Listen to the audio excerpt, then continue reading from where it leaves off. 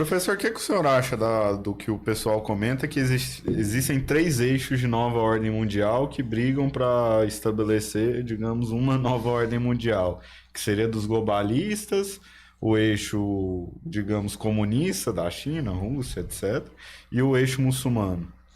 Então, eu acho que assim, tem várias ideias de tentativa. Todo megalomaníaco quer. Acho que todos esses caras pensam em ter um governo mundial. Assim, esses líderes, o Hitler, o Stalin, todos esses caras. E agora moderno Putin, Xi Jinping. Esses caras pensam nisso mesmo. Gostaria, né? Você vê a ideia do próprio Trotsky, né? Da revolução permanente, de sempre estar querendo. Né? Agora, que existem vários dessas forças políticas, vamos chamar assim, e que podem, de certa forma, as principais serem mesmo enquadradas nesses grupos, parece, né? Mas a gente vê que mesmo dentro, elas têm subdivisões, né?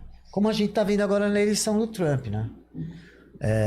Ele tem um pensamento menos globalista, mas ele tem um pensamento, digamos, modernista, né? Ele mantém aqueles traços modernistas, né, que a gente vê de sociedade, embora ele tenha, o próprio Donald Trump, ele tenha se moldado nos últimos 10, 15 anos para se tornar esse representante, porque ele não era, certo? Ele era o cara de balada, cheio de mulher. Só queria saber de dinheiro. Era o cara que... gostava de aparecer, e aparecia em programa de televisão, toda hora. Em filme, né? Tem os empreendimentos, tudo é nome dele. Ele é o cara... Deve ter um ego... Não deve ser muito fácil lidar com ele, né? Porque, além de tudo, o cara é parece que tá aceso, né? O cara tá sempre... Ele é turbinado. Ele é turbinado, né? Com ele também não tem ambiente corpo mole, Porque ele é muito mais divertido que o Biden, né? Ele sempre vai dar uma declaração polêmica. Lembra quando chegou no encontro lá Ficou famoso que estão todos os caras lá da União Europeia, dos países europeus, os primeiros-ministros lá, presidente, aí chega ele e entra na frente de todos e faz assim, né? Assim. Tem também lá dele dando uns tapinhas nas costas lá do príncipe lá da Arábia Saudita, né? Que não pode ser tocado. É proibido por lei, né? É proibido por lei, ninguém pode tocar. A pena é severa. Eu acho que é de morte até quem tocar ele. Só que ele pode, né? Ele pode. E por falar nisso, fazer um parênteses aqui, eu já respondo. Eu vi hoje um vídeo de um líder, assim, ou é um sheik, ou é um príncipe, não sei, não deu pra ver quem é, que indo encontrar o Ronaldinho Gaúcho, você viu? Sério? Cara, tem 1 milhão daqueles caras de turbante lá, com aquele lenço saudita, sabe? Lá, aí vem o príncipe, assim, aquele cerimônia, tá o Ronaldinho, parece que ele tá até de pijama, cara. Procura isso daí, de chapéu lá dentro. Fala, cara, isso que é moral mesmo. Tá? Moral. Pra entrar ali, o cara tem que pôr um monte de roupa. Ele entrou com uma roupa de shorts, assim, parece um pijama. Deve ser pijama, sei lá. Tá mais fechando. Então, voltando aí a esses 3 polos, a gente vai ver que tem divisões dentro de cada um deles, mas eu acho pegando coerente. o dos globalistas, o senhor acha que o próprio Musk faz uma oposição a um outro eixo globalista? Então, a outro eixo, porque não vamos esquecer, o Elon Musk emite nota para quem? Onde está? Ele emite nota para a NASA, né? Porque as melhores notas fiscais que ele emite é para a NASA. Ele é um dos maiores fornecedores de serviço hoje, deve ser o maior. Porque quanto custa? Eu não tenho nem ideia. Foguete que dá. É o que a gente estava falando. Só para montar aquela estrutura lá, que normalmente era destruída, né? E agora eles conseguem reaproveitar e tal. Então, enfim, o Elon Musk também é um cara, ele está querendo botar um dispositivo na nossa cabeça, né? Eu não acho isso muito conservador. Eu também não. Não é algo... Eu nunca... O que eu acho é que existem essas subdivisões porque pensam diferente mesmo. Agora, com relação... Uma que eu acho que mudou mesmo, desde quando eu escrevi o primeiro livro, é essa relação entre a China e a Rússia. Mudou? Eu acho que mudou, cara. Porque hoje... Como é que era antes, como é que era depois? Eu acho que a Rússia era mais... A China era mais dependente da Rússia. Né? Se você olhar como histórico. Não, o né? histórico Rússia, no passado era. Mas aos poucos, principalmente desde o começo dos anos 2000, a China criou, eu acho que essa persona de interface com o Ocidente. Ela criou uma interface perfeita de negócios. Conversa com um cara que faz negócio com a China, você vai ver como os caras gostam, cara. Os caras gostam, porque tem preço, tem prazo, os caras são pragmáticos, entendeu? Não tem emoção. É o que o cara falou. O cara pode não gostar de você, não muda nada. Entendeu? Não te dá nem a mão. Não é igual o latino negociando. Não, então, imagina, o pragmatismo do chinês né? O oriental já era assim, imagina eles, 3 gerações de ateísmo lá, você só pode ser prático, cara. Pra se dar bem na China, o cara não pode ser muito filosofado demais, não entendeu? pode. Nesses vai lugares sumir. eles não querem um cara que fica pensando muito na sociedade. Não, vai não trabalhar, pode. Apertar carregar, parafuso. apertar, fazer, criar projetos. Eles começaram com essa de apertar parafuso, de trabalho braçal, de copiar, né, as coisas dos outros, mas tá mudando, meu. Quando você vê hoje o polo de inteligência artificial, é lá, cara. Hoje os caras formados em Stanford, no MIT, em Yale, estão indo lá, né, trabalhar. Tem gente do Google, olha quanta gente do Google, dessas Big Techs, que são, eu estou falando de primeiro escalão, assim, quantos são da China e da Índia? Até carro eles entraram com força. Quando a gente vê assim, o que virou a China, parece incrível, né? É incrível. É que nem quando você vê Dubai, as fotos lá do fim dos anos 70, lá era só areia, cara. Não, aquilo é inacreditável. Dubai é inacreditável. Os caras fizeram ali, meu. A gente achava o máximo Las Vegas, né? Que era no deserto. Quando você vê a história de Las Vegas, mas, meu, olha Dubai, cara. Os caras têm lagos enormes, cara. Né? Tem pista de esqui com neve, cara. No meio do deserto, um negócio... Então, mas eu acho que hoje a China e a Rússia têm uma relação diferente, né? A China tem grana. Então isso muda a relação, né? Porque antes ela dependia, por exemplo, 100% de armamento, né? Será que ainda depende? Duvido. Também duvido. Duvido que eles não iam pegar pegar os melhores caras ali, ó, vocês vão trabalhar com isso, lógico, né? Então eles já puseram, acho que já puseram porta-aviões na água, já desenvolveram mísseis novos, tá? Os próprios Desenvolvimento lá bélico, de Taiwan. sim. E essa questão genética, a questão tecnológica de internet, computador, pô, isso daí, eles estão... Olha os celulares, cara. É uma vergonha, o Brasil não tem uma fábrica brasileira, não tem uma marca brasileira de celular, de automóvel. Os caras têm tudo lá, cara. Então, eu acho que é difícil você submeter um cara que tem, além de todas essas condições do país, ainda tem poder total dentro do país, que é o Xi Jinping. Porque ele tem mais poder dentro do país dele que o Putin tem na Rússia, certo? Muito mais. É diferente, né? Diferente, lá tá com um histórico muito maior. Controle total, né?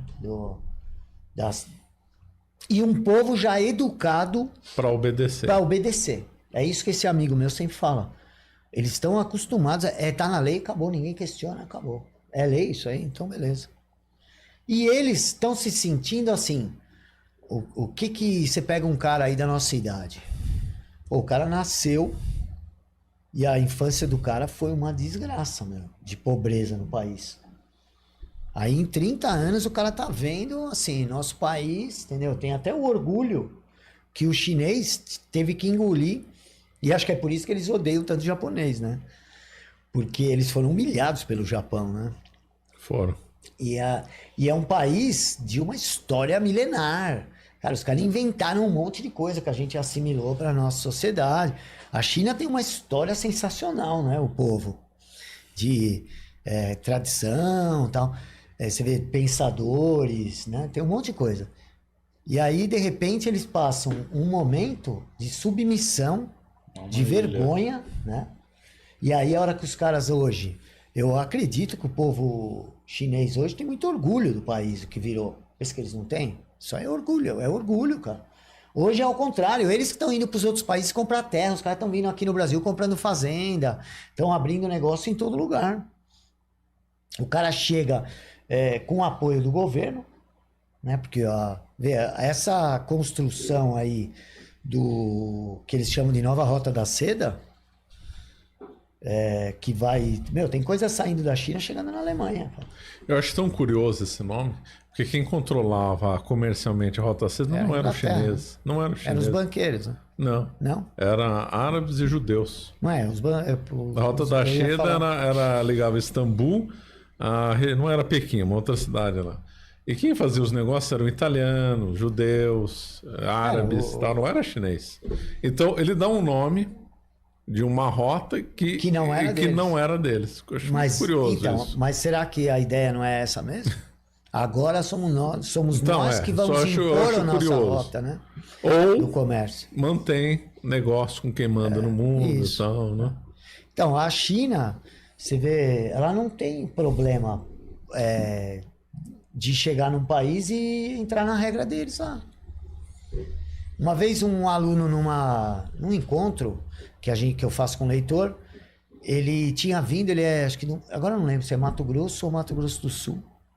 E eles têm uma propriedade lá, uma fazenda, e ele falou que os 4 vizinhos já tinham arrendado para chineses. Os 4, de todos os lados.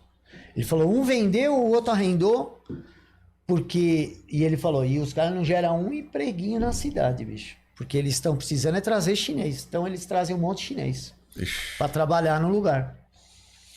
Porque é uma espécie de promoção para o cara que está trabalhando lá. Porque todas as empresas... Hoje mudou um pouco isso aí, está mudando ainda.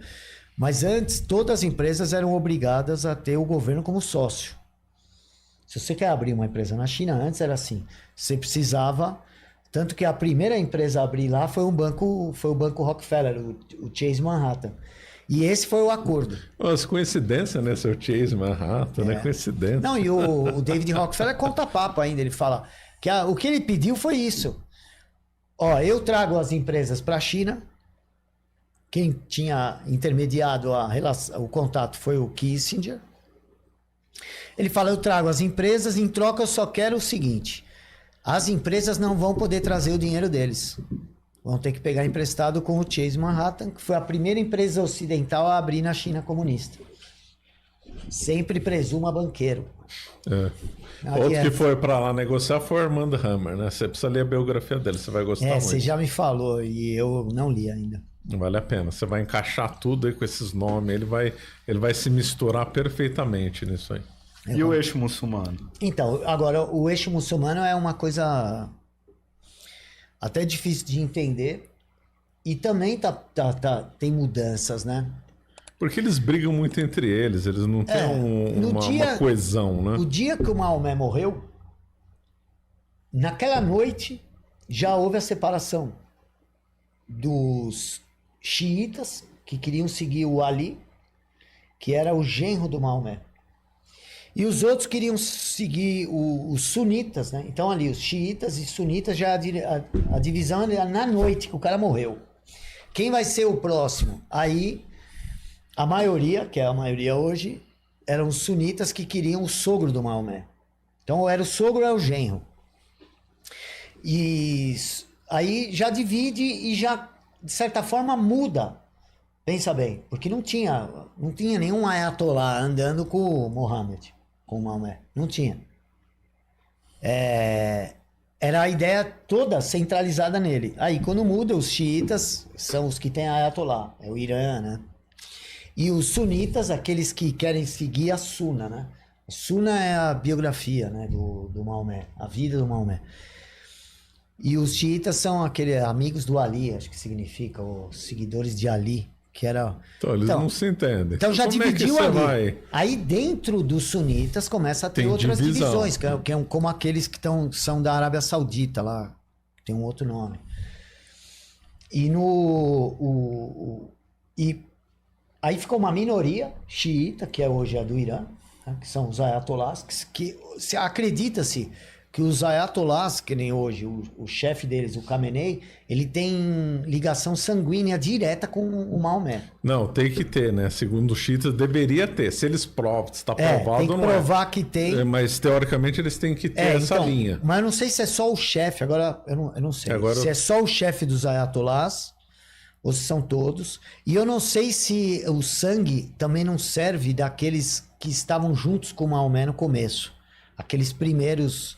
né, discípulos ali. Esses detalhes eu não sei. Porque mas eu sei que eles teriam que provar, em teoria, uma descendência de sangue. E os sunitas não exigem isso. Não.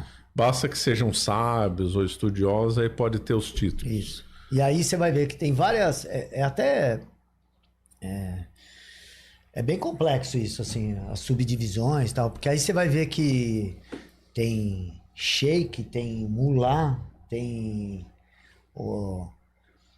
depois tem os líderes, porque religiosos. Nem todo radical é xiita, né? O Talibã é sunita, o Hamas é sunita. Na verdade, a maioria dos radicais não são xiitas. Não são sunitas. Ele ficou no Brasil porque a imprensa resolveu colocar tudo a culpa xiita. Quando eu era moleque, já xiita era usado como radical. Como radical, você é radical. Xiita. Virou um nome. Mas eu acho que isso aconteceu porque a gente só foi ouvir falar de Oriente Médio quando a gente morava no Brasil nos anos 80, quando teve a Revolução Iraniana. Foi 79. Assumiu o Ayatollah Khomeini. Do Khomeini, que estava na França. É o mesmo processo revolucionário, né? O líder fora, igualzinho. Financiado pelos banqueiros lá. Aí... E contrário à família Rockefeller. A família Rockefeller não queria. A família Rockefeller saiu perdendo, né? Saiu perdendo, eles porque não ganham todos, ele então. que deu abrigo pro Reza Pahlavi. Então, porque quem fazia negócio com o petróleo do Irã era a Standard Oil. Com as suas divisões. A Standard Oil já não existia mais. Mas as suas divisões. Aí, o que aconteceu? Troca a revolução, troca o petroleiro também. Nossa. O petroleiro começaram a ser os da Europa. Não, mas estatizaram, né? A Revolução Islâmica estatizou. Então, mas não é ser dono da empresa, que nem os Rockefeller também não eram donos da empresa. Mas é para quem eles vendem o petróleo. E em que condições vende esse petróleo. O que falam deles é que eles vão dominar a Europa pela migração e pela reprodução. Tem um vídeo de 2000 e pouco, acho. Mas aquele vídeo lá eu fui considerar chutado, aqueles dados. Não, aquele vídeo do Muammar Gaddafi. Não, esse sim, achei que era um outro lá. O Muammar Gaddafi falando... esse sim, esse é verdade.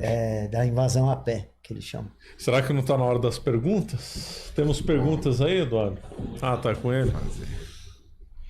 Mas só para fechar esse, então, dessas... Eu acho que assim, em alguns momentos, como todos eles querem trocar com valores, querem trocar o que seria a nossa civilização, então, quando é para enfraquecer os valores atuais, todo mundo se une, né? Mas tem hora que vai ter que eles vão brigar entre eles. Conflitos, como é agora. Né? Como é agora. Você vê, a coisa é confusa. Na Rússia, a Rússia tem esse problema com o Ocidente, mas não tem esse mesmo problema com Israel. Pode ver. O Putin não saiu falando... criticando. Ele sabe que a China e Israel são assim, né? O segundo parceiro comercial de Israel é a China. Não, acho que a China o Netanyahu teve encontro lá com o Xi Jinping e tal. Então, e eles... imagina essas redes de banqueiros aí, cara. Quando um negócio chega na mídia, assim, meu, acho que os caras já discutiram pra caramba, já avaliaram, já colocaram, isso aqui é o plano A, esse aqui é o B, esse aqui não deu certo, né? Porque as coisas não acontecem como eles querem. Você vê que o David Rockefeller achava que já teria uma espécie de autoridade, um rascunho, ele fala, um rascunho de autoridade global em 2000. E não teve. E não teve. Quando ele cria acho que é em 1980 e pouco, 82, acho que aí ele cria o diálogo interamericano, já prevendo conectar a União Europeia. Ele financiou o Fórum de São Paulo no começo. Então, ele já tinha essa plano, né, de ir ele montando. também não desconsiderava a guerra nuclear, né? Não, tanto Se que... a coisa podia dar errado e azedar, o tanto é que ele dele, comprou terra aqui no Brasil. O irmão dele comprou uma ilha em Boiçucanga, Com em frente à bunker. praia de Boiçucanga, em São Sebastião, para fazer um bunker. Mas eles abandonaram quando acabou a Guerra Fria, né? E eu achei isso aí sem querer, assim, num negócio que não tinha nada a ver. Que o Nelson gostava do Brasil, né? Ele vinha muito no Brasil. Falava português, tudo. E dessas 3 vertentes é que o senhor considera mais avançada? Não, é porque a gente está inserido nessa mudança global do Ocidente, né? Uhum. Mas nós estamos como é que chama?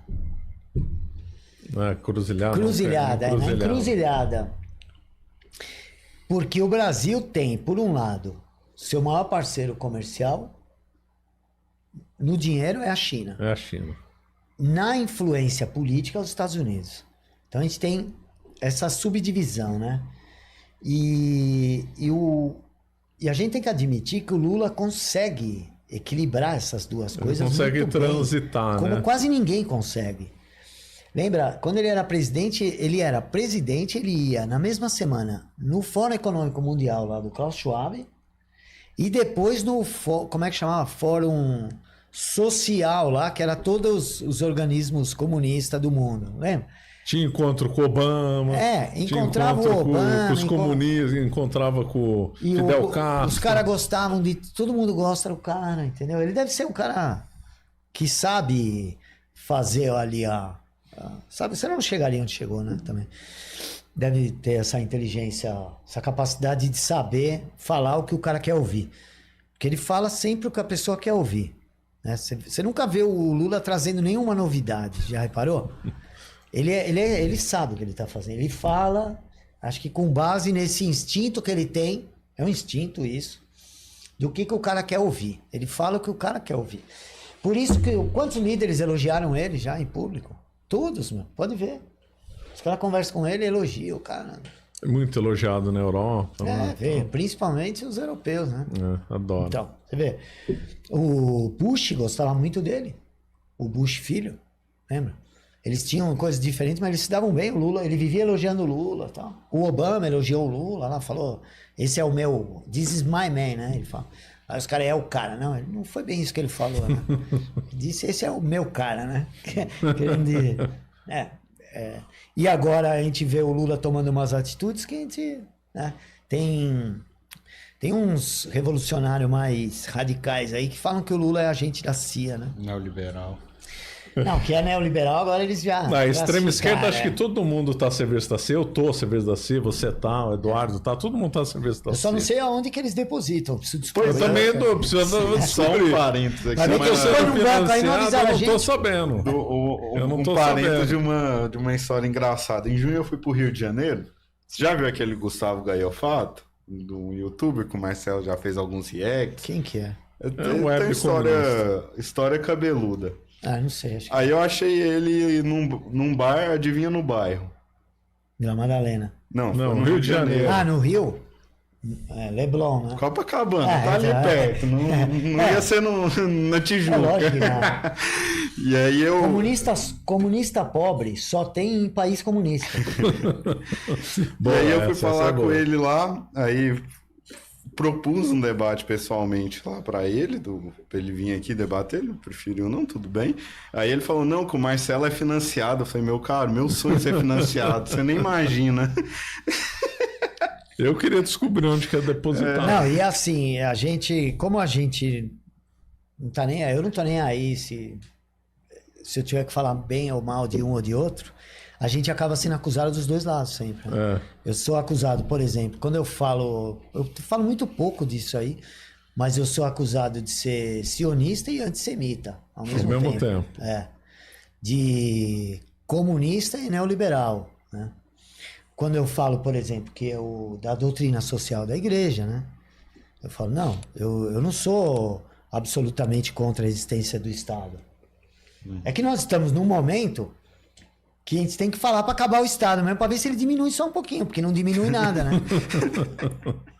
Mas, na verdade, se a gente... É, eu não não sou podemos ser completamente contra o sem. Estado, é. Então, eu não sou a ideia de 100. E aí o cara já te chama de E comunista. comunista, exatamente. Estatola. Então, é isso aí. Você acaba de assistir um corte do Caravelas Podcast. Na tela está aparecendo o episódio completo e outro corte. Muito obrigado pela atenção.